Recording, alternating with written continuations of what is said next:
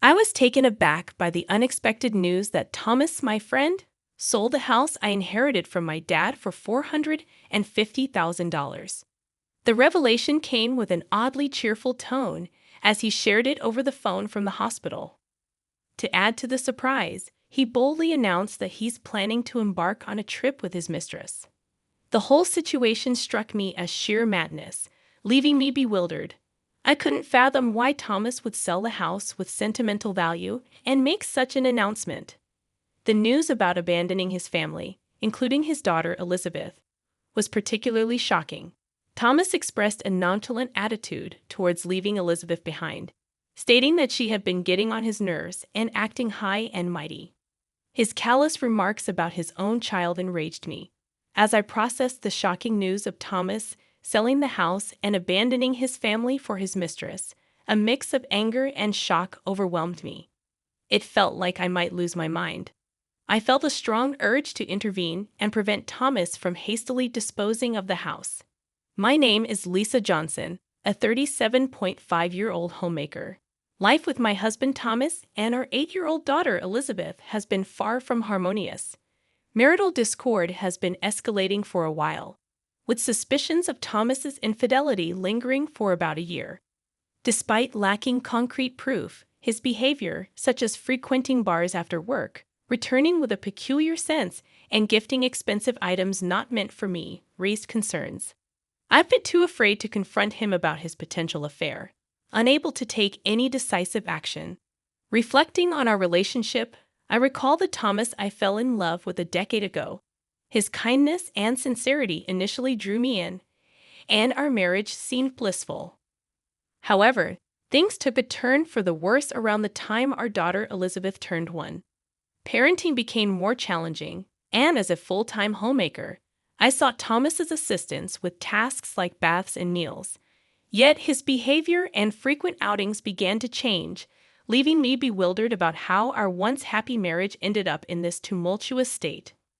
In the beginning, Thomas, perhaps aware of his role as a father, initially assisted with childcare as I requested. However, as it became a daily routine, he gradually developed resentment and stopped actively participating in parenting. He started expressing sentiments like, "This is your job as a stay-at-home mom. You should handle parenting on your own. What does a tired man like me have to help out after work?" Thomas's complaints were intense, leaving me and Elizabeth alone in the living room while he retreated to the bedroom. Dealing with Elizabeth's tantrums and struggling through the evening routine alone, Thomas's harsh words lingered painfully. His withdrawal from interacting with Elizabeth became more pronounced, even on his days off. When Elizabeth asked him to play, he responded dismissively, saying, "Playing is your mom's job. I'm busy." Thomas didn't consider Elizabeth's feelings, scolding her if she cried and blaming my parenting skills. To shield Elizabeth from his verbal abuse, we often retreated to our room and played together, just the two of us. There were times when I yearned for personal hobbies like reading or watching movies. However, living with Elizabeth around the clock left little time for myself, while Thomas indulged in his horse racing hobby. The situation felt unfair, but I couldn't complain as our household relied on Thomas's income. I felt a sense of helplessness and frustration as I found myself unable to change the circumstances that had persisted for 8 long years. Thomas's disinterest in parenting and his abusive language became a distressing pattern, a far cry from the caring and kind Thomas I knew before our marriage. Despite enduring this situation, I knew it was essential to provide for Elizabeth, and Thomas's income was crucial for our survival. One day, while drawing together, Elizabeth complimented my artistic skills and suggested that I pursue drawing as a job. Despite Thomas's contemptuous nature, Elizabeth had grown up to be honest, straightforward, and cheerful, the opposite of my more introverted personality. It was heartening to see her thriving at school, surrounded by friends, and even earning the favor of her teacher. Elizabeth's compliments about my drawings filled me with pride and confidence, reminding me that she paid attention to me and appreciated my efforts. I was grateful for her positivity, which brought joy to our challenging family dynamics. As long as Elizabeth could smile, I felt a sense of resilience in facing the challenges of our life. That quiet realization echoed in my thoughts that night. However, our household situation took a familiar turn when Thomas, in his usual inebriated state, stumbled home and collapsed into the living room.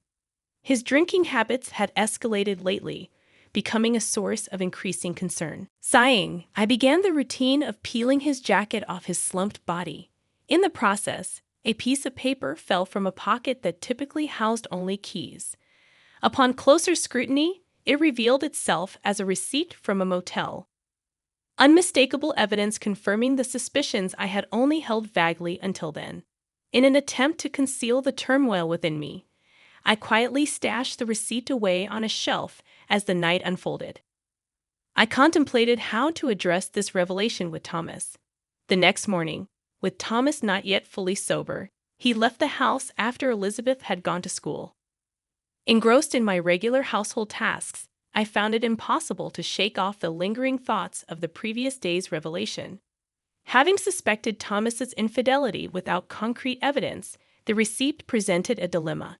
It became challenging to ignore the truth and maintain the facade of a masked couple. I felt compelled to confront him, seek an admission, and perhaps an apology within the upcoming week or even days. Lost in contemplation, my smartphone interrupted my thoughts with an unexpected vibration. An unfamiliar number appeared on the screen, triggering a sense of apprehension as I answered the call. The caller identified themselves as someone from General Hospital delivering news about Thomas. He had been rushed to the hospital by ambulance and was undergoing surgery for a kidney disease. The doctor explained that Thomas's kidneys were likely to fail, necessitating a transplant. Overwhelmed by the sudden turn of events, the doctor asked if I was all right. Despite the complex emotions, I found myself agreeing. As the doctor elaborated on the details of the transplant surgery, my mind swirled with confusion. Although Thomas had often mocked me and been unfaithful, I didn't wish for him to lose his life. That night, I held on to the hope for Thomas's recovery. My thoughts centered around his impending transplant surgery. As weeks passed, news about potential kidney transplant candidates within the family emerged. Surprisingly, I turned out to be the best match. The revelation that I was a compatible donor for Thomas, despite the challenges in our relationship, presented an unexpected twist in our story. The situation became more complex with the presence of Thomas's parents, who were still alive. The impending decision about organ donation required careful consideration, blending the threads of our troubled history with the possibility of a renewed connection through the transplant process. Despite my own less than perfect health, I emerged as the most suitable donor for Thomas's kidney transplant due to our matching blood types and the fact that he was an only child. Admittedly, I had reservations about undergoing the surgery, but the prospect of preserving Thomas's life overshadowed any hesitations. Recognizing the irreplaceable value of Thomas's existence, I made the difficult decision to be his kidney donor. When I shared Thomas's medical condition and our upcoming transplant surgery with Elizabeth, she responded with understanding and encouragement, sending me off with her blessing. Elizabeth stayed with my in-laws during my hospitalization, and despite their own health challenges, they were able to care for Elizabeth, who happily stayed with them, sharing a close bond with her grandparents. This arrangement provided me with a sense of relief, knowing that Elizabeth was in good hands. With that reassurance, I faced the kidney transplant surgery a week later. After completing the necessary health checks and signing consent forms, I donated my kidney to Thomas.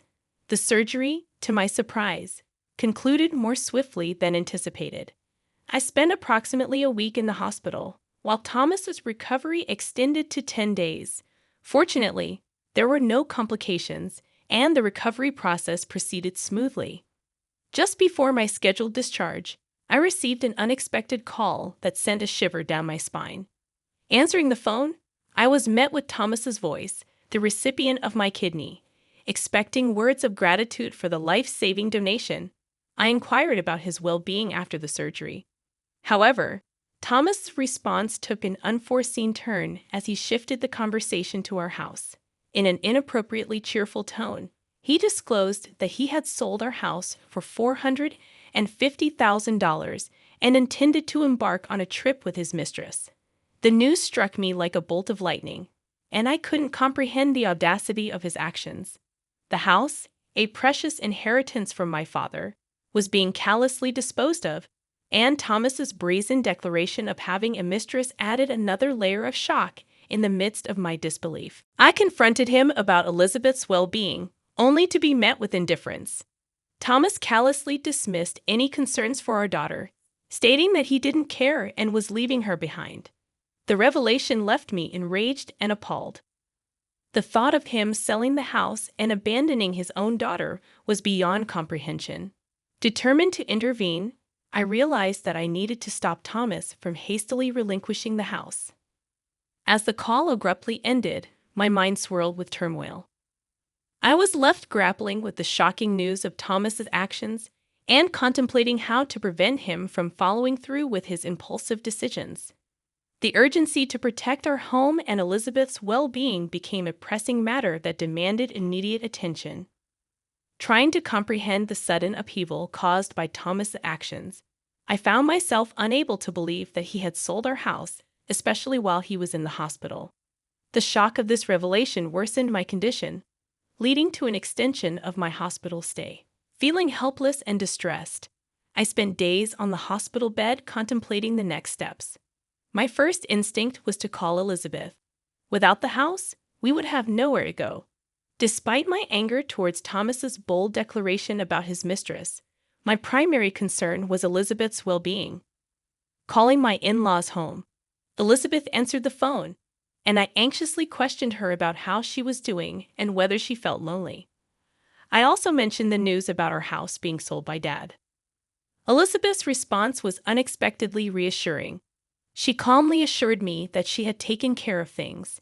Intrigued and puzzled by her words, I listened as she explained that Dad had told her he asked his mistress to sell the house.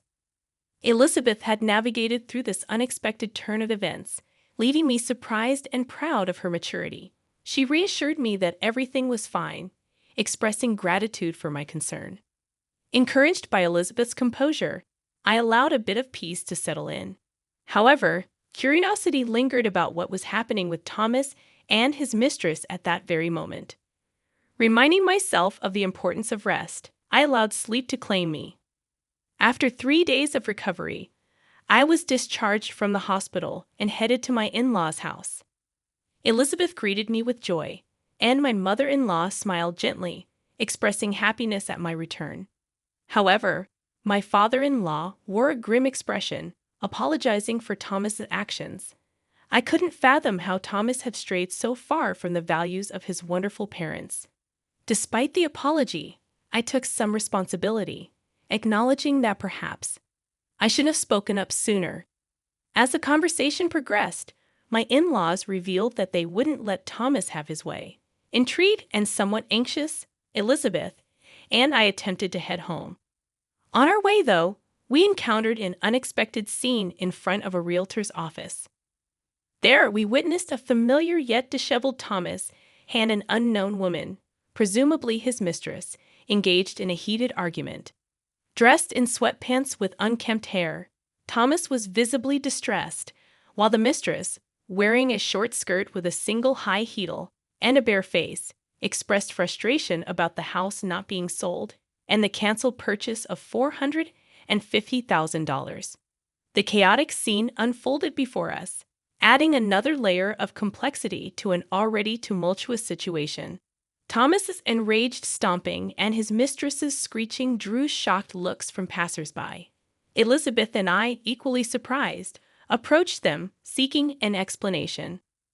Upon questioning Thomas about his actions, he and his mistress were visibly taken aback, gasping in surprise. Accusations were immediately thrown our way, with Thomas suggesting that I must have talked the buyer out of the deal. Dismissing their baseless claims and instinctively shielding Elizabeth behind me, I faced their accusations. The realtor, confused by the unfolding drama, reacted with disbelief upon learning that I was Thomas's wife.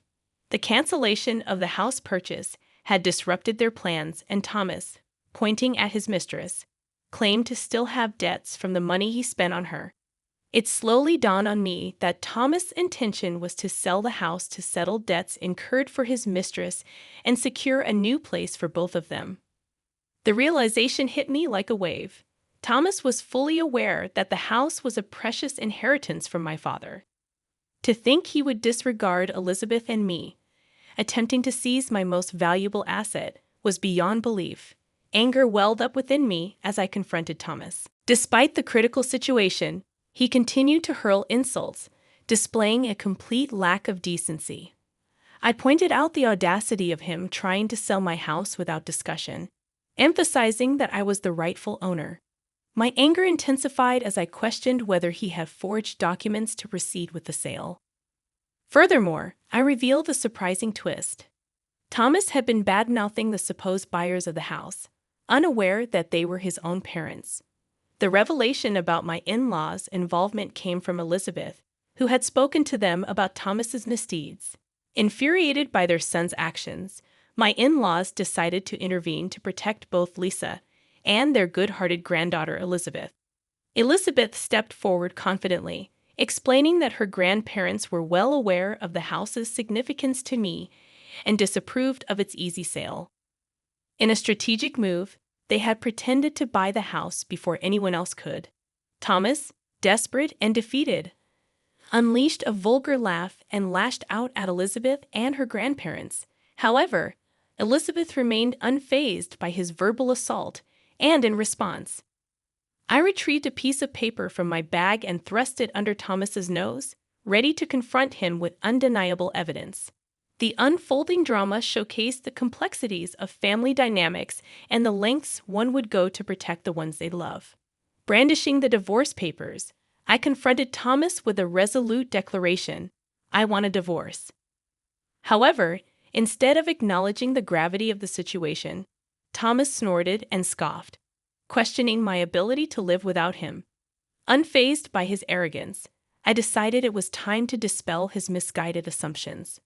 Determined to shatter Thomas's illusions, I calmly informed him that I had a plan. You needn't worry. I'm going to receive a lifetime gift from your parents, I declared. The mention of a lifetime gift left Thomas and his mistress bewildered. I went on to explain that my in-laws, recognizing their declining health, wished to give me a portion of their assets before it was too late. Initially, I suggested that such a gift should go to Thomas. However, my in-laws insisted that I, as the one who had given them a lovely granddaughter, were more important to them than a son who couldn't even express gratitude for a life-saving organ donation. Grateful for their generosity, I accepted the lifetime gift, leaving Thomas pale and agitated. Outraged by the turn of events, Thomas protested, calling it dirty and unjust. He threatened to take the matter to court, but I calmly reminded him that it was his fault for spending all that money, and his parents had made a justified decision. Dismissing his threats, I questioned whether he even had the financial means to go to court, highlighting the consequences of his past betrayals. Closing the distance to Thomas and delivering the final blow, I made it clear that every penny of compensation for emotional distress and child support would be sought. Unleashing a stern warning, I stated that if he couldn't pay, I would chase him to the ends of the earth to collect. Thomas, desperate and shaken, begged for forgiveness, but it was too late. Glaring at him with unwavering determination, I declared that I would pursue every avenue to hold him accountable for insulting Elizabeth and me. As Thomas and his mistress screamed and ran away, the realtor who had witnessed the entire confrontation expressed gratitude for the resolution. Acknowledging the awkwardness of the situation, I apologized for any trouble caused, ready to move forward with the next chapter of my life. Taking Elizabeth's hand, we headed home, and she expressed gratitude for standing up for her. A smile adorned Elizabeth's face, and in that moment, I made a silent vow to protect her for the rest of our lives. The divorce from Thomas unfolded without any significant issues, marking the end of a long-suffering marriage. Surprisingly, it was almost anticlimactic, prompting me to reflect on why I had endured everything until now. It became apparent that Thomas had invested a considerable amount of money into his affair and had resorted to borrowing funds from various sources. His mistress eventually left him, citing an inability to be with such a financially troubled man. Misfortunes seemed to converge for Thomas as his company had to cut back on staff due to a decrease in sales caused by material shortages. Working in the factory, Thomas was among the first to be laid off. While it may be inconvenient for him, it's challenging to believe he was laid off for no reason. It's likely that the company let go of those who underperformed or had poor conduct, which might have been the case for Thomas, given his demeanor at home. Now unemployed, he is scraping by with part-time jobs, lacking the energy to actively search for a new full-time position. His life seems bleak, having lost his job, lover, and wife. But there's little room for sympathy. Despite my efforts, including donating a part of my kidney to him, Thomas made a mockery of me. It appears that karma has caught up with him, and he should focus on working hard to pay off his debt. As for me, I've started doing illustration work, utilizing the assets I inherited from my in-laws. Initially inspired by Elizabeth's compliment about my drawing skills, I have received positive feedback from clients who appreciate the meticulous and skillful nature of my work. The plan is to increase my clientele and work diligently to provide a better life for Elizabeth.